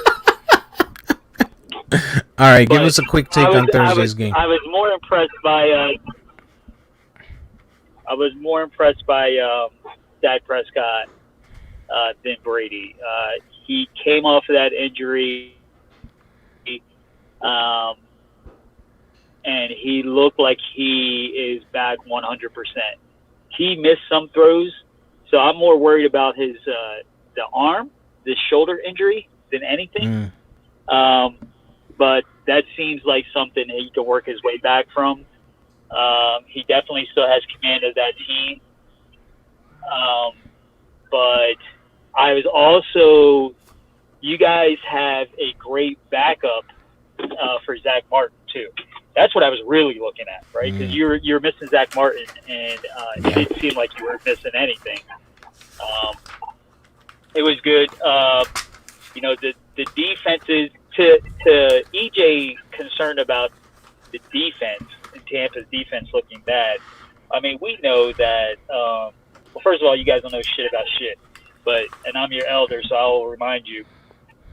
Defenses You're catch just up. old. You know, the beginning of the year, first five weeks. Yeah, first 5 weeks, offenses are going to go off. Defenses settle in. They'll catch up. Everything will be fine. You don't have to worry about that. But That's yeah, Dallas typically a looks trait good. of the I'm happy they offense, though. lost. That's typically in the past. That's typically how the offense used to be. Offense used to have to get in rhythm, timing was off, and defenses look great. Now, because of how easy it is to pass the ball, I think you have a different element. Like the run defense on both sides was stout. It's the passing defense that even while Steve is saying Dallas's secondary is bad, they were in position. It's just what are you gonna do when this dude has been running for 20 yards without any Untouched. contact? Yeah. What are you gonna do? Yeah. Especially AB, fast as Yeah, fuck. That's why Tyreek Hill is a yeah. goddamn problem. Speaking of the betting, real quick before we get into our picks, EJ, you brought that up, and the spread going into the game was 8.5 to the Bucks, and so I bet on that, and I was going, like you said, I was gonna bet on the over on the points because the points started out at 45 when I first looked, but I was driving. By the time I got to Tampa, the line moved to 52. So when it moved to 52, I didn't bet on the points, even though they went over. I missed that. But I did. I mean, I covered on the Cowboys because I knew 8. I mean, number one, it's opening night. You know what I mean? Like it. I didn't see either team really blown out, and I definitely didn't see the Cowboys getting blown out that bad. By the Bucks. So especially without a running game. But yeah, man, let's get into some picks here, real quick. Go down the line and see where you guys' minds are at. I'm sure there's a few here that are pretty obvious, and we'll just stop for dialogue on the big games. We won't talk about like this first one. Houston, Jacksonville. No Deshaun. Damn. Right. Come back to that. Come back to that. Come back to that game because, yeah, I fuck them both. Shit, Jacksonville. VP, what you got? I mean, I think Houston can. I think Houston can get that game. We got a more experienced quarterback. Who is it? Tyrod. Okay. Yeah, so Tyrod is starting over there. I don't know who they got on defense though. I don't know who they have on their team. Like, yeah, I mean, you still got Brandon Cooks over there, Kiki Kuti. Actually, I think Kiki Kuti might be out of there. But I don't know what their run game is gonna look like. They're gonna have Philip Lindsay, it looks like, and maybe David Johnson as a committee for the most part. But the Jags defense is still good. yeah, I'm gonna take Jacksonville. Trevor Lawrence is still gonna have a bad day, but I'm gonna take Jacksonville. Yeah, I got Jacksonville as well, man. I got Jacksonville as well.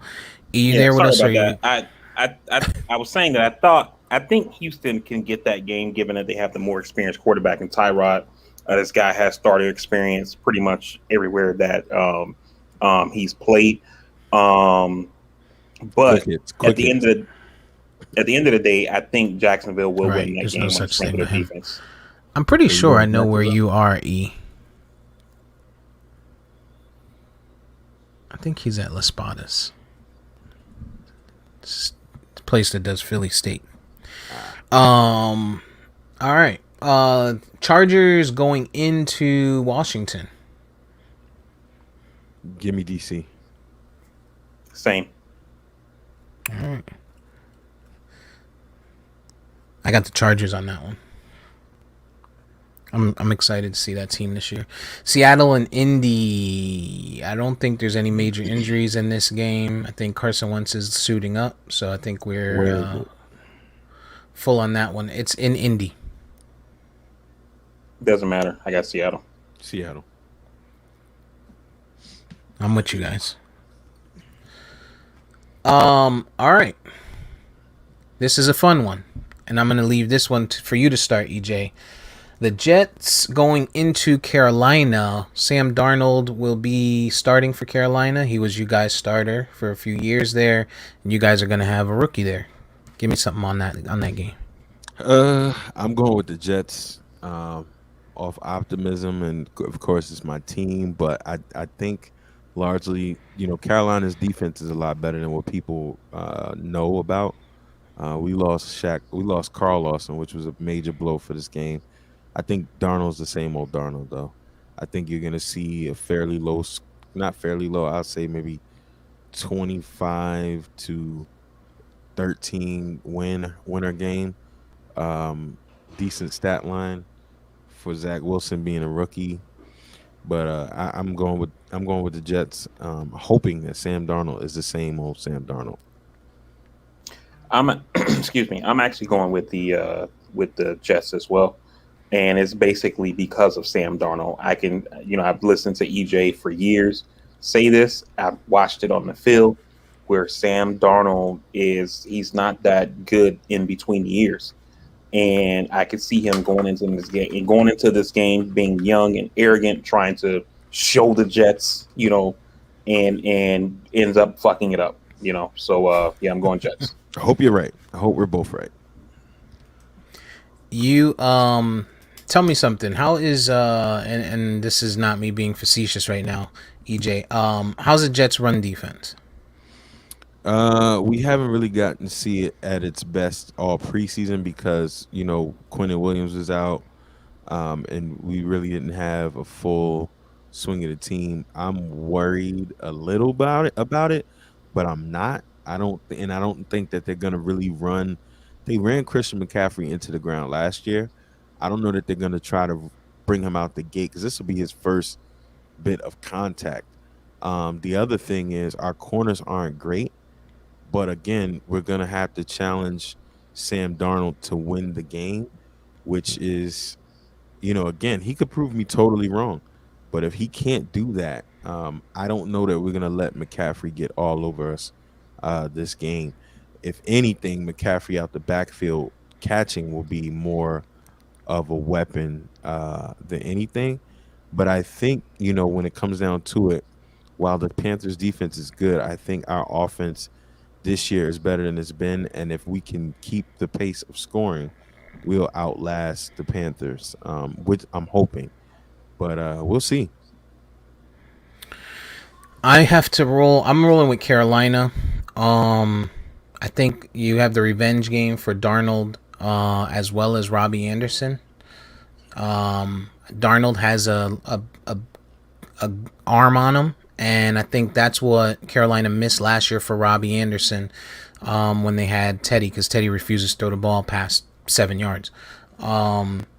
So I think Robbie Anderson can have a game. I also think DJ Moore can have a pretty decent game over there. I look forward to see what the Jets are gonna do. The one thing that bothers me about the Jets that makes it difficult to choose them today is you guys are without Crowder, and I just don't trust Corey Davis for the most part. Yeah, we got Crowder's down. Elijah Moore is the talk of the town right now. So we're really gonna see, and I think that him being down and Keelan Cole being down, the good thing is our depth. We got Denzel Mims, who when he was healthy last year, smoked some guys, second year guy. So this is really the for us. This is really the age of the new guns. So what we see here is pretty much what we're gonna see for our team for the next 4 years. So again, I think Darnold is the key, though. Darnold, if he plays well, we're done. If he's the same old Darnold, I think we could take it. I agree with that last point that EJ just made on Darnold, and because I mean we all of us have watched enough football to know that with the Jets starting a rookie quarterback, he's gonna make mistakes, right? He's gonna get reads wrong. He's gonna maybe miss some timing, not be able to feel the pressure, those kind of things like that. But you can scheme for those kind of things, right? Maybe you drop some short passes and shit like that. But if Darnold comes out and is cooking, the Jets are going to be done. If Darnold comes out and he's the Darnold that we've seen, if history is going to be a predictor of the future, and he's the Darnold that we've all seen, then the Jets should be okay. Okay. Tevin Coleman, over under 3 games before he's hurt.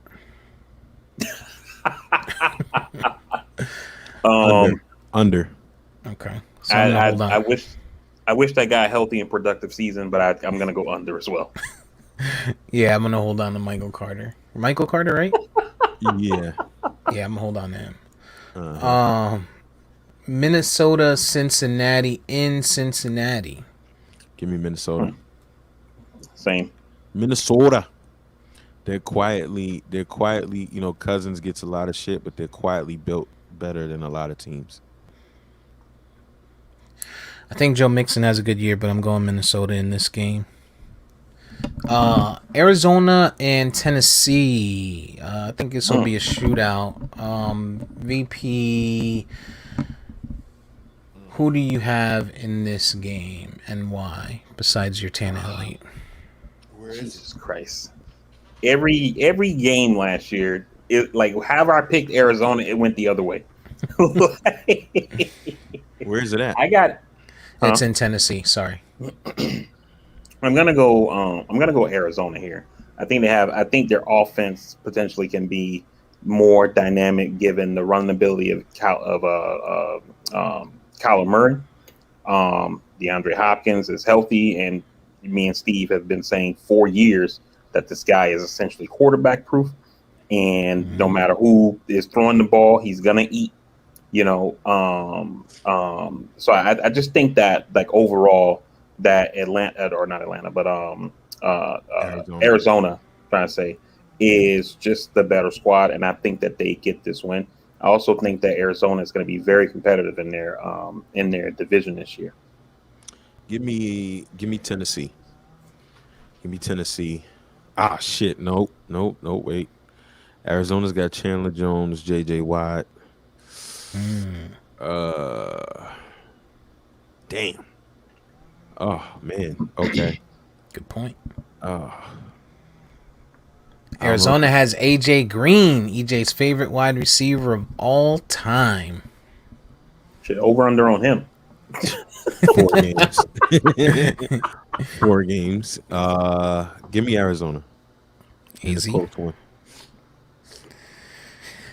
Oh man, I gotta go Tennessee, man. Julio's over there now.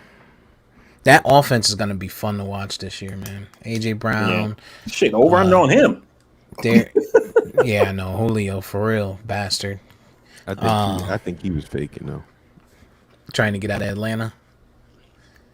Hey, real quick on Tennessee, did y'all see that video of them having the guys kneel on the floor so Derrick Henry could practice stiff arming people because he was tired of stiff arming dummies? That's actually an old drill though. I've actually seen that in the past. I've actually seen that. Brandon Jacobs, I think, used to do that too. Yeah, I'm not standing there so he can. After what he did to I forget dude's name. That's Thomas, right. We can Earl Thomas. Yeah, we can move on. Earl Threesome Thomas. Earl, yeah. 30. San Fran going into Detroit. I'm gonna just write that down. Unless one of you guys want to make a bold pick on that. Should be San Fran. Yeah. Yeah. This is a good one, man. Pittsburgh and Buffalo. This is a big game, man. It's in Buffalo, right? It's in Buffalo. It's a tough one. I got Buffalo here, man. I think, Ben has been one leg in, one leg out for maybe the past 3 seasons, They still have holes on that Pittsburgh team on offense and defense. And I think that Buffalo is looking to essentially continue the success of last season. Him and Stephon Diggs were fucking magic last year. And, now having an actual, real camp, a full year together, in addition to any off-season ads that they did, I'm not familiar with off the top of my head. but I think that Buffalo team is ready to go and are gonna be, they're probably the favorites to win the NFC East. Although I don't think that they will, in my own biased opinion. AFC, AFC East. AFC East. Not saying AFC East. I think Pittsburgh wins this. Pittsburgh. I think Pittsburgh wins this. I think it's been quiet over there. Ben is fully healthy. He's got a year back. And Najee Harris, I think, is going to dominate this game. Yeah, Pittsburgh has a lot going on, man. They got, not like you said, Najee Harris, but they got so many weapons for Ben, and Deontay and Schuster, Smith Schuster, and Clayton or Claypool rather. That's a lot of weapons to deal with. The problem is I don't know that he can get it down the field, and if he's rushed, if what we saw last year was a lot of quick hits from him. Jury's still out on Buffalo for me, and I got to go with experience here, so I'm gonna go with Pittsburgh as well. Even after last season, jury's still out on Buffalo. Yeah, I mean, well, yeah, I want to see. I want to see if they can do it again. I want to see if I just want to see if Josh Allen is the real deal. I've always loved Josh Allen. I wanted him over Sam Darnold, but that game where we played them and CJ Mosley picked this motherfucker and I think he took it to the house. That was the same season, and then that was the season before the COVID season, and CJ Mosley got hurt. The game was totally different. And then even last year, it just seems like every time we play Buffalo, we kind of give them a little bit of fits. So while I love Josh Allen personally, I hate the Bills. I'm with Steve. I want to see him go against the elite during the season and make it happen and see what happens. So Okay. Also, you have to remember, Vari, I chose Josh Allen, so there's a great chance that he gets hurt this year. It's just the way it goes. Philly going into Atlanta. Two shitty birds. I'm gonna go Philly It's here. a tough one.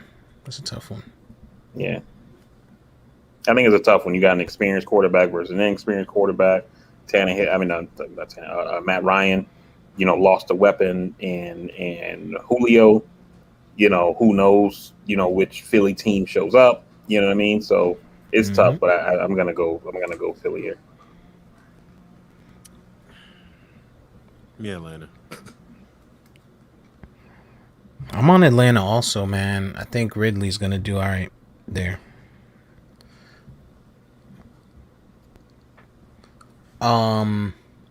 Cleveland and Kansas City. Cleveland going into Kansas City. Cleveland being my pick for potential AFC champion this year, going against the AFC champions from last year. I mean, this is tough, man, because Kansas City is Kansas City, right? And I do agree with the points that you've made previously about Cleveland and the things that they've added and the things that they're building in that locker room. But I gotta go KC here. Yeah. I got KC in a close game. But I like you, I think Cleveland, I said this before, I think Cleveland's going to win the AFC North this year. I got KC today, even though I feel like Cleveland's going to have a great year. I just don't think Odell is going to be back. The timing is going to be off for those guys, so I think that's going to be a problem for them. Green Bay going into New Orleans. Famous Jameis going to get his first huge start, starting the season at least, since being with Tampa.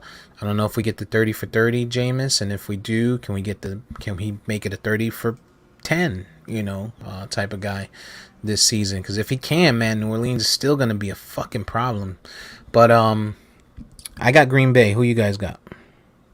I got Green Bay as well. I mean, no Michael Thomas. That's a big deal. So yeah, I'm gonna go with Green Bay here. I'm gonna go Green Bay easily in the sense, not easily that it's gonna be easy game, but Aaron Rodgers got a point to prove, especially seeing what Tom Brady did last night. And I don't know what kind of Jameis we're gonna get today. Yep, good point. The Denver Broncos are going into the New York Football Giants shared stadium. I'm gonna go Giants here. I mean, there is that old saying in football: if you have two quarterbacks, you have no quarterbacks. But Broncos literally have no quarterback, so Teddy, gonna, two times. gonna go Giants here. They're going to MetLife. I think there's going to be a great atmosphere coming off of 9/11 energy. I got to agree with Vari. I got to go with the Giants. Teddy just seems to get Teddy and Tyrod just seem to get a raw deal no matter where they go. Yeah, if Teddy would just throw the ball, it'd be great. But I got Denver, man. I think Denver pulls it out. They got a lot of weapons. Cortland Sutton's gonna have a big year this year. Jerry Judy's gonna pull defenses over. As long as Teddy can start throwing the ball more than 7 yards, Cortland Sutton will have a great year. AFC East matchup here. VP, are you guys gonna win today? We got Miami going into New England. Miami going into New England. This is actually the way I prefer it when it's a year like this where we go to New England in September and they come to Miami in December or November, depending on when it is. You got Tua, second round, or not second. I was going to say second year quarterback, got some game experience, even though not much. Got yanked a bunch from all the reporting that I've seen from the Miami Herald and other papers down in Miami. Tua's having a good camp. He's had a good preseason so far. More chemistry with his receivers, tight end, etc. Gesicki's going into a contract year. Our run game is still very suspect, so I'm not sure about that. However, you're going against a rookie quarterback in New England and Mac Jones, and even though Belichick has a system, right? Apple makes a great operating system, but if you put it on HP, it might not be that good. You know what I mean? So, so I'm gonna go here with my biased opinion and go Miami. They get it done today. We start the season out right with a win, on our way to winning the AFC East, the AFC overall, and the 2021-2022 season Super Bowl. Oh, Wow. right. Wow. That's Tough to follow bold. that bullshit. Tough to follow that bullshit. I hate both teams. But I gotta say it's gonna be a defensive game because I think Mac Jones is trash. I didn't think he was that good at Alabama, and I think they're gonna see that. The only problem, like VP said, I don't know offensively what the Dolphins are gonna give us outside of Gesicki. But I'm gonna go with Flores, man. Go with the Dolphins. Dolphins, okay. Man. This is a tough one for me, man. I gotta go Miami because I think, yeah, I don't know much about Mac Jones, and I just don't. Even though I don't like Cam, and you guys know I don't like him, I don't like the way New England treated him. So, I gotta go Miami there. You guys, I want to ask you guys a quick question before we move on to these last two games, the nightcap and then tomorrow's game. Which is funny, we didn't have two Monday nights this year. Who's gonna have a better year? Tua or Zach Wilson?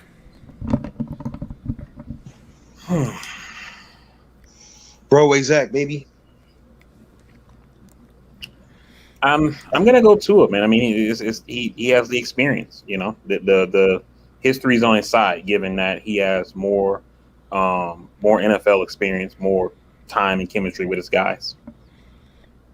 Okay. I won't say that Wilson will statistically be better than Tua, like as far as touchdowns and yards, but I think hopefully he's not going to turn the ball over as much as Tua will.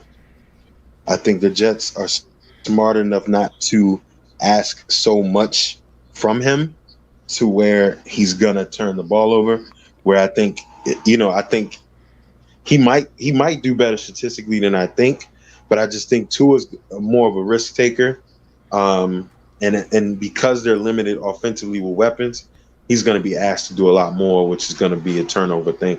I'm not big on Tua though as a quarterback. I always thought Hurts was better at Alabama. He just played in a moment, but I do like the kid's preparation. I think the Dolphins' defense is their heart and soul. But I think Zach Wilson could have a better year. And to EJ's point, it's kind of what I was saying earlier when we picked the game, is that, I feel like while at receiver we don't have, we don't know what Waddle is going to be, right? But we got Devontae Parker, who's at best, a number 2 receiver. He's not a real number 1, right? And the run game is super suspect. You know what I mean? The defense will go out there and do their thing. But if the offense can't stay on the field and the defense has to continuously stay on the field, like we all know, they're going to get tired. And then by the time you get to mid-second quarter, third quarter, it's over at this point because they don't got no more gas in the tank, And so, and then you could have Tua trying to take more risk and do more things and end up getting himself in trouble. So that part is a concern for me. But our run game is we'll see what happens. But our run game is super fucking suspect. Does this is the first year Tua went through camp and everything as the one, right? Right. Okay. All right. I'm interested to see how that goes. Remember, I told you last year I think he struggled because he was a left-handed quarterback coming in after a right-handed quarterback, and everything that the receivers, the line, and everyone around him has been doing was based on a right-handed quarterback for the whole year. And you brought a left-handed guy in, and the motions and the movement is completely different. So I think that's why he struggled, and it looked interesting last year for you guys, even though there was some flashes of good play there.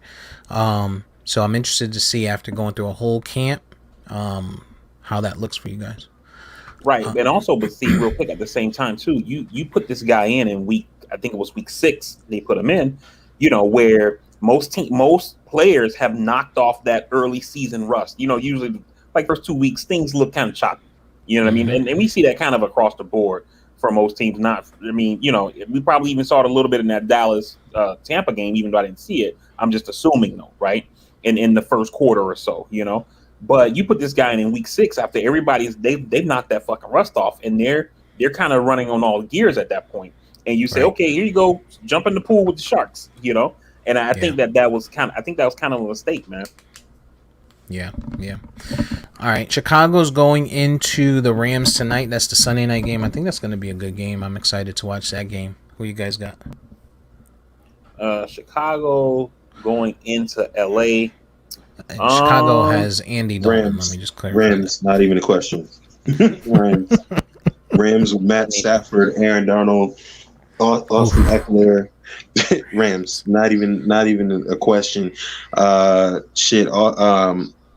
Trey, what's his name? Justin Fields starts by game 3. And we got a pick and a prediction. Okay. Yeah, I'm gonna go Rams. I'm gonna say if the Cowboys weren't in the NFC, the Rams could win the NFC this year. But I gotta go Rams as well. I look forward to seeing Stafford with Woods and Kupp. Holy moly, the team is gonna look good this year. I wish they had a running back. I wish homeboy didn't get hurt. Young kid, can't remember his name. Cam Akers. Baltimore, last game of this week is going to be Baltimore going into the Ravens. Is that the... Oh, yeah. Baltimore are the Ravens. I'm sorry, Baltimore. Yeah, that's what I was going to say. Is that... To Raiders. Into the Raiders. Baltimore going into Vegas. Monday Night Football. I'm going to roll with the Raiders, man. Baltimore, they don't have a running back. Lamar Jackson is going to be asked to do more. And coming off COVID.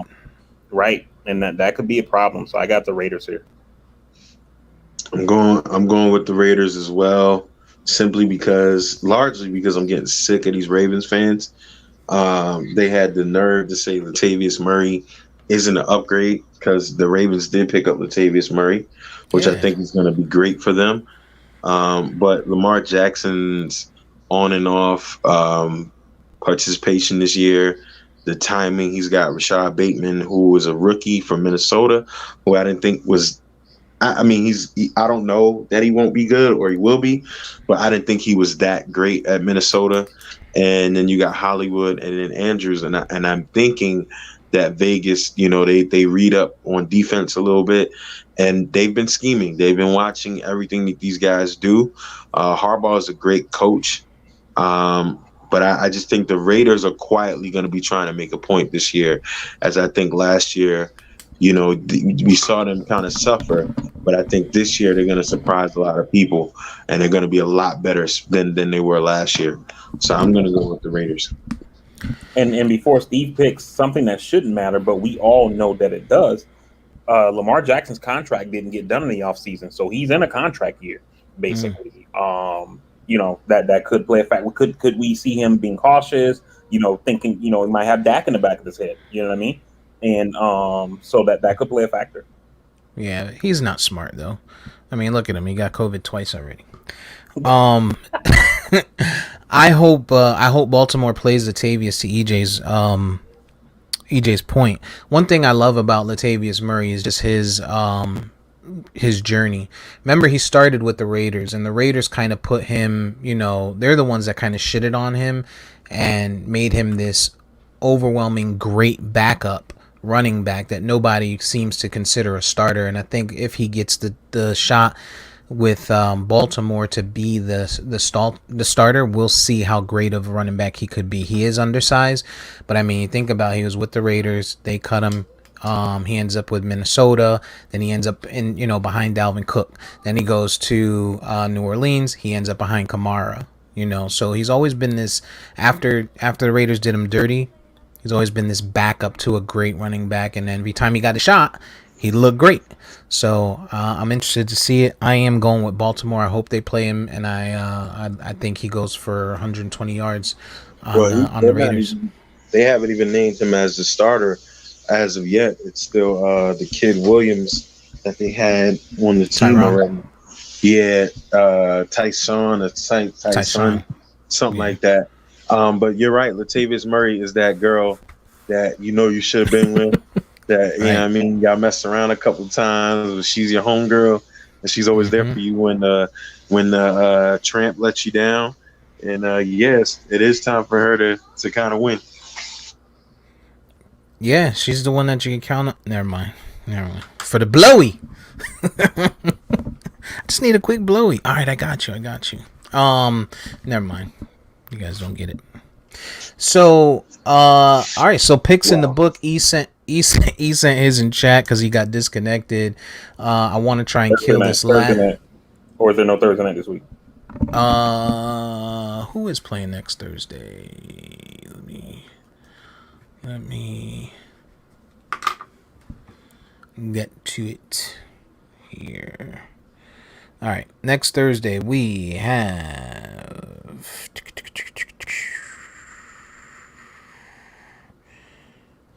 It must be a shitty game because I don't have anyone on my fantasy team that plays in. I show Giants at Washington. Oh, divisional. Okay. Thursday. Giants going into Washington. Okay. I'm going to roll with the football team as well. I'm interested to see what Saquon's going to look like, man. This is a tough take without seeing how he looks. But I'm going to go Washington as well because they should win that game. That defense is crazy. All right. Anything you guys been watching that's great?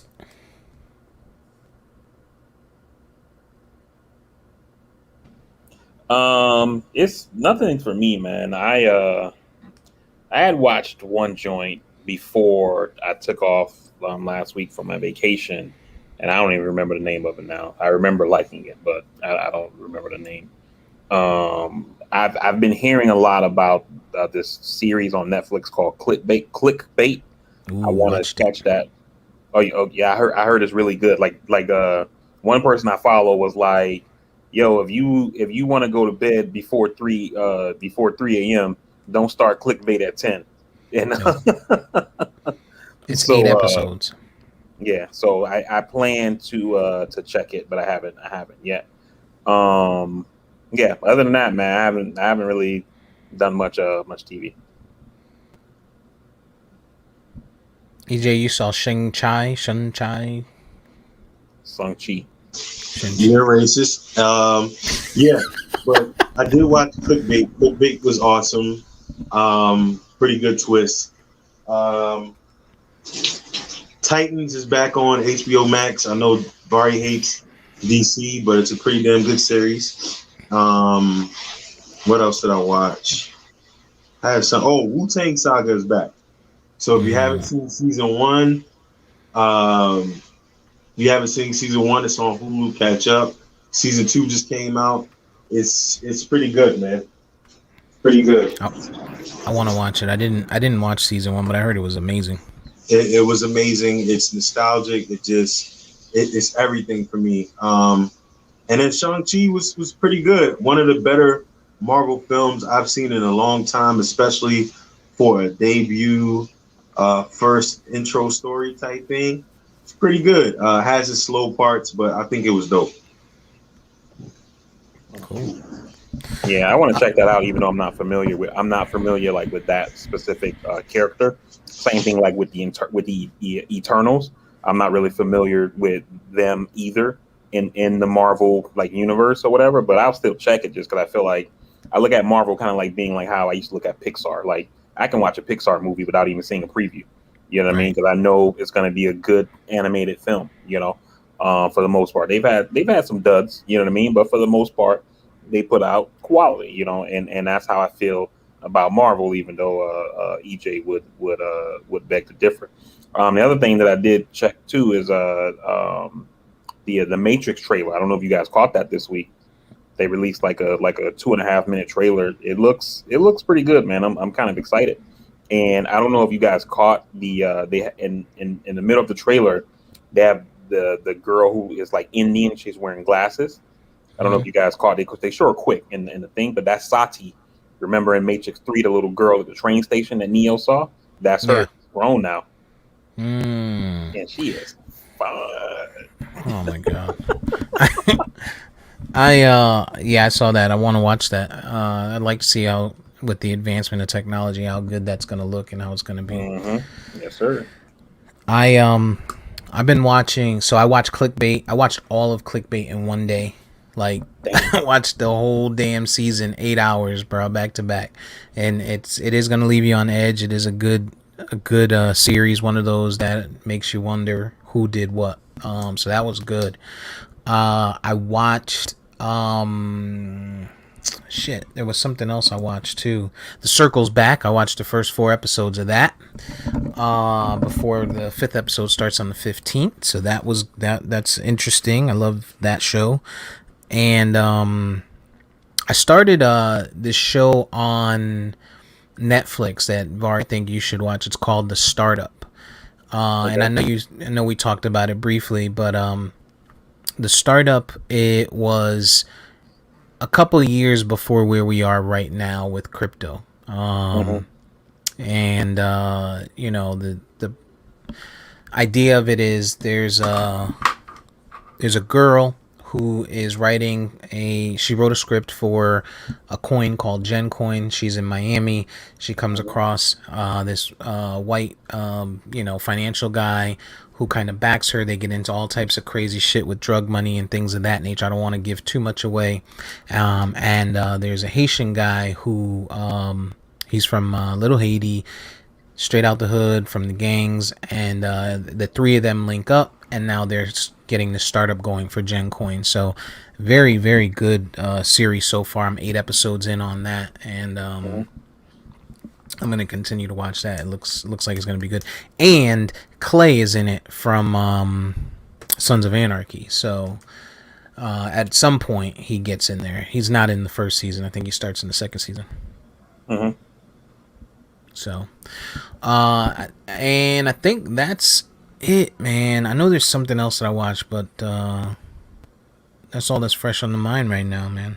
For TV. Um. All right, I think that's good. We're right about just about the 2 hour mark. Some good stuff going on here. We got about 50 minutes until kickoff.